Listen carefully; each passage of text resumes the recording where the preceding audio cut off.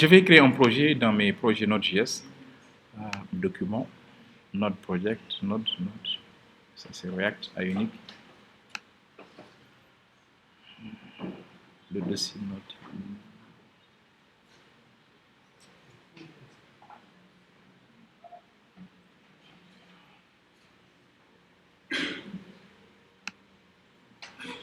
Voilà, les projets Node sont là. Bon, le projet, le dossier, je vais l'appeler déjà, s'il vous plaît.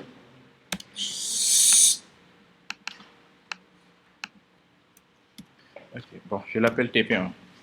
Et là, dans ce TP, on va essayer de gérer comment créer un serveur, comment créer un fichier Node avec rendu, et comment créer un fichier externe, que ce soit JS ou bien HTML, et le charger dans notre fichier, et comment gérer également les URL. Donc, c'est le TP1. Ok, donc je vais l'ouvrir avec mon PHP Store. Open. Document, Node Project. Les produits Node.js.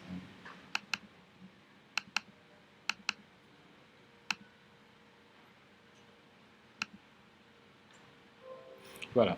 Donc, en Node.js, tous les fichiers sont des fichiers JavaScript, on l'a dit. Node.js, c'est un module d'implémentation des fichiers, mais qui sont exécutés un peu de manière indépendante. Ce qu'on on dit souvent que c'est JavaScript côté serveur.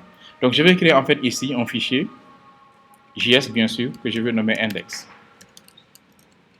Le fichier de base. Mais c'est un fichier JavaScript. Voilà. Donc, comme c'est du JavaScript, je vais déclarer des variables. La première variable, en fait, que je vais déclarer, c'est bien sûr HTTP. Bon, je l'ai dit tout à l'heure que HTTP, c'est le module qui permet de créer des serveurs. Donc, je vais faire un require de HTTP, qui est un module également implémenté dans Node. Bien sûr, il faut d'abord installer Node. Pour voir si Node a été installé, donc je vais faire quoi? Node-v. La version Node que j'ai installée, c'est la version 12. Maintenant, c'est à vous de voir maintenant, télécharger et installer Node. Mais d'abord, il faut impérativement que vous téléchargez et que vous installez Node.js. Et que vous faites un Node-v pour voir la version. Voilà, je crois que ça, quand même, c'est une version un peu récente quand même. Voilà, et donc, comme Node est installé, je peux faire quoi? Repair de. Ça, si c'est en PHP, on peut dire que c'est un include d'un fichier. Si c'est en Java, on peut dire que c'est, ou bien repair. En Java, on peut dire que c'est import, voilà, d'un fichier. Après là, maintenant, je peux utiliser mon http://create et je crée un serveur. Voilà. Et là, le create server va recevoir ce qu'on appelle des fonctions anonymes. Ce sont des fonctions qui n'ont pas de nom. Donc, c'est function. Et là, je crois qu'avec la vidéo que j'ai fait avec jQuery, vous voyez, dans Ajax, c'est comme ça que ça fonctionne en fait, quoi. Voilà. Maintenant, un serveur est créé. Et l'objectif, c'est quoi? C'est de recevoir des requêtes et de répondre via des réponses en fait. Donc, c'est requête-réponse. C'est pour ça qu'ici, c'est request et response. Ce sont les deux éléments qui caractérisent un serveur. Par contre, un serveur peut démarrer sur une machine physique. Ça, c'est un serveur logique. C'est une machine physique, ce qu'on appelle serveur physique. Mais on peut démarrer en fait plusieurs serveurs logiques sur le même serveur physique. Ce qui fait que chaque serveur maintenant a un numéro de port d'écoute. Parce que chaque serveur doit rendre en fait un service à un client via un port d'écoute. Là, on ajoute .listen.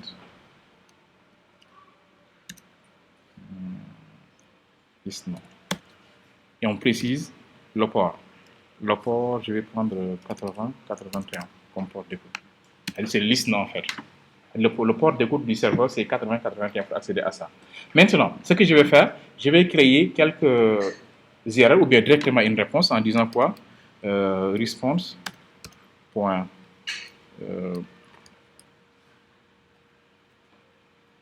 Write. Juste un message. Le message, je vais dire quoi? C'est OK. Voilà. Par contre, ceci ne suffit pas. Pourquoi? Vous avez vu que bon, c'est une requête. La requête maintenant c'est implicite. On sait que chaque serveur qui peut accéder à ça, il faut ça. Maintenant, là, à ce niveau-là, il me faut déjà définir les entêtes. C'est-à-dire, est-ce que c'est un format JSON qu'on va retourner? Est-ce que c'est un format texte HTML, etc. Et à la fin également, fermer les données. Donc là, je vais utiliser ce fichier-là que je viens de créer. Là. C'est-à-dire, ça sont les en-têtes. Bon, c'est un peu comme JavaScript parce que Ajax, vous savez qu'Ajax, avant l'utilisation de jQuery, on utilisait, et ça, je crois que les codes là également, j'avais un peu expliqué les codes, avec le code 200, code 401, code 500, etc. Les codes 200, c'est la réponse. Les codes 400 sont les erreurs. Les codes 500, ce sont les codes d'erreur, mais des erreurs de données en fait. Là, ça, c'est dans le cas où il y a code 200, c'est-à-dire s'il y a réponse. On précise maintenant l'entête. L'entête, c'est quoi? On va afficher du code, du HTML. Ça peut également être des JSON, ça peut être du texte, etc. Donc, ça, je vais prendre ça. Et à la fin également, on doit arrêter également les scripts. Bon, je vais prendre cette ligne-là, right header.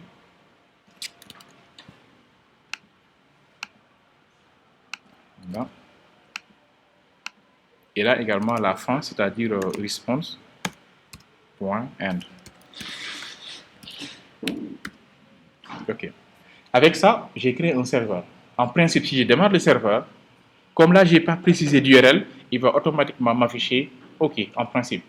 Donc, si je reviens ici dans mon code source, maintenant, pour démarrer ce fichier-là, je vais faire un ls pour voir, c'est index, je dois utiliser la commande node. Tout à l'heure, j'avais fait node-v pour voir la version node que j'ai installée. Là, maintenant, si je fais node et je précise le fichier que je dois exécuter, je démarre le serveur.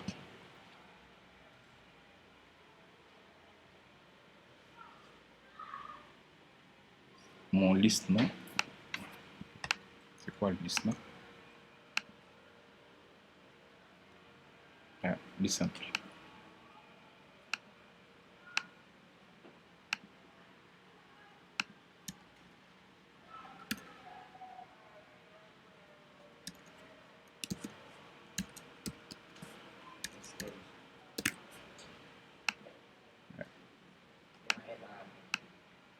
And. Là. Je fais un oh. Je fais un trio.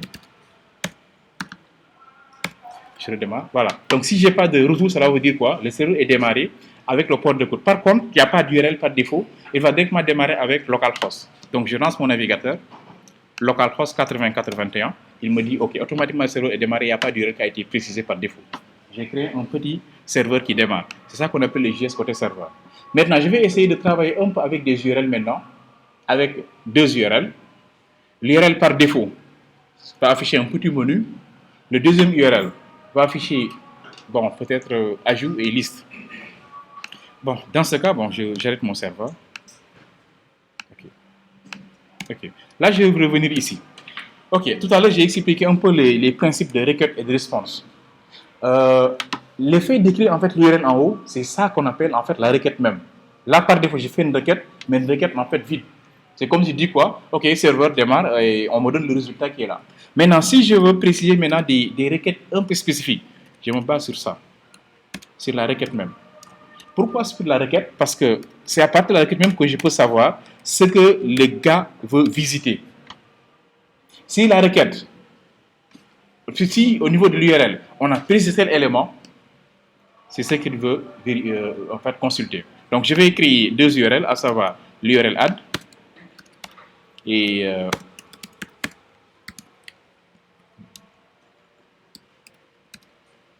l'URL list.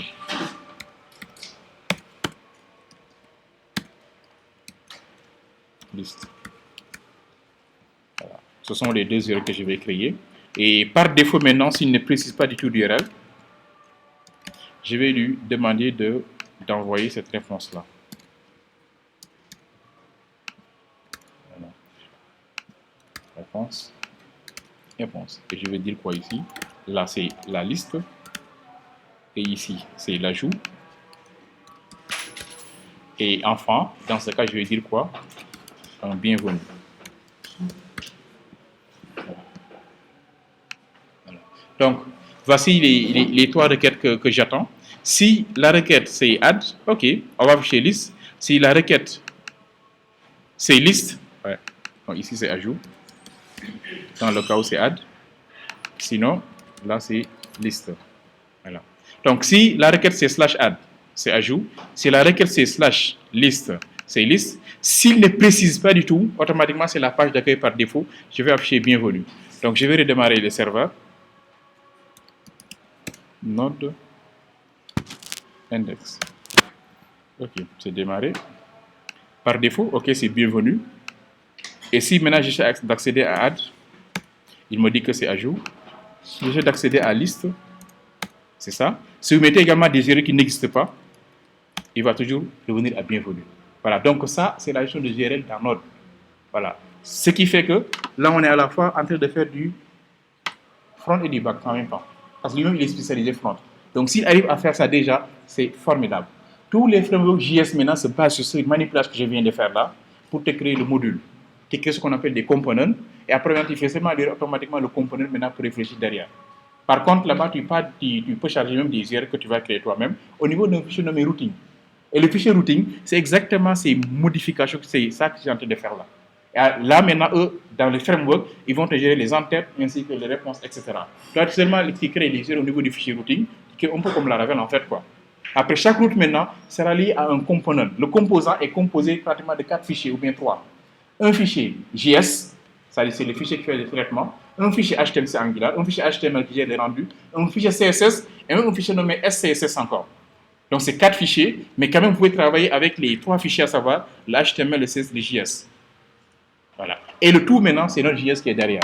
Quand vous démarrez, vous ne démarrez pas avec Node comme ça, parce que ça, c'est native. Vous démarrez avec des NG si c'est Angular. Pourquoi? Parce que vous allez, avec installation de Node, vous installez Node NPM. Et NPM, à son tour maintenant, va te permettre d'installer maintenant le paquet de gestion de tout ce qui est Angular, qu'on appelle NG. Les NG. Donc, quand vous démarrez maintenant Angular, vous mettez NG, vous ne mettez pas NPM, vous n'êtes pas Node, mais vous mettez NG. Quand vous démarrez également avec React, etc., vous démarrez avec son démarreur, en fait, quoi. Le truc, c'est quoi? C'est que vous installez votre Node, vous installez NPM, et c'est NPM qui va te permettre de charger tous les dépendants. NPM, c'est quoi? C'est Node Package Manager. En fonction du framework, chaque framework maintenant a son paquet qui permet de gérer le serveur même. Là, nous, on gère le serveur de manière manuelle. C'est lent, c'est trop manuel, c'est pas trop organisé, mais c'est ça la base. Dès que vous le maîtrisez maintenant, vous ne gérez plus ça de manière manuelle comme ça. Non. Vous êtes dans un fichier de configuration, vous configurez là-bas les routes. Chaque route indexe un dossier de base. Et dans ce dossier, il y aura minimum 3 fichiers. Un fichier qui porte le même nom, HTML, CSS et JS. Dans ce fichier JS, mais le plus souvent maintenant, ce n'est pas JS, c'est TypeScript, en fait, c'est TS. TS maintenant, c'est un format, on peut dire JavaScript, non, mais un peu formaté, où vraiment vous pouvez gérer des classes, gérer des trucs. Bien, JS le fait, hein, mais là, c'est un peu plus, en tout cas, perfectionné par rapport à JS native. Bon, vous allez voir en fait parce qu'on va faire Angular, etc. Il y a même quelques vidéos que j'ai fait sur Angular, je crois 2 ou 3. Vous pouvez voir en fait la différence entre ce que je suis en train de faire là et ce que j'ai fait là-bas comme manipulation, comment on crée les routes, comment on gère les routes, comment on fait la communication entre le HTML et le JS. Vous allez voir ici, la communication c'est direct. Vous avez vu que là, le HTML est intégré dans le JS. Je vous montre un peu. Si je voulais mettre en fait ici un bienvenu là, je peux directement venir là et faire ceci. Un H1. Et H1. Et là, je vais arrêter de démarrer le serveur, la session. Okay.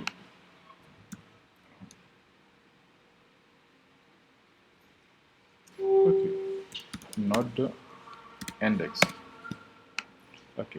Alors, racine.